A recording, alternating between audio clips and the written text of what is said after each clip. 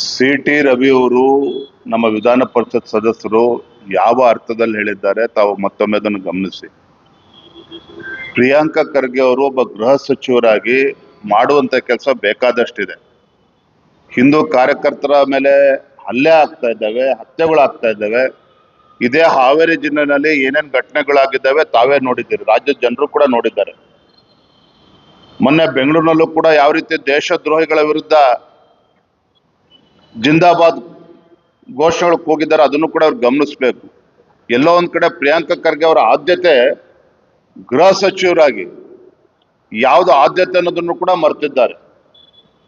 ಹಾಗಾಗಿ ತಮ್ಮ ಮುಖೇನ ಗೃಹ ಸಚಿವರನ್ನ ಹೇಳೋದಕ್ಕೆ ಇಚ್ಛೆ ಪಡ್ತೇನೆ, ಈ ರೀತಿ ಚೆಲ್ಲಾಟ ಆಡೋದನ್ನ ಬಿಡಿ. ಹಿಂದೂ ಕಾರ್ಯಕರ್ತನ ಬೆದರಿಸ್ತಕ್ಕಂಥದ್ದು, ಭಾಜಪದ ಮುಖಂಡರಿಗೆ FIR ದಾಖಲು ಮಾಡಿ ಹೆದರಿಸ್ತಕ್ಕಂಥದ್ದು ಯಾವುದು ಕೂಡ ಭಾಜಪಗೆ ಯಾವುದು ಕೂಡ ಹೊಸದಲ್ಲ. ಈ ರೀತಿ ಬೆದರಿಸ್ತಕ್ಕಂಥ ಗೊಡ್ಡು ಬೆದರಿಕೆಗೆ ಭಾರತೀಯ ಜನತಾ ಪಾರ್ಟಿ ಎದುರೋ ಪ್ರಶ್ನೆನೇ ಇಲ್ಲ, ಎದುರಿಸ್ತೇವೆ ನಾವು ಇದನ್ನ. ಬೆಳಗ್ಗೆ ನಮ್ಮೆಲ್ಲ ಮುಖಂಡರ ಜೊತೆ ಕೂತು ಚರ್ಚೆ ಮಾಡಿ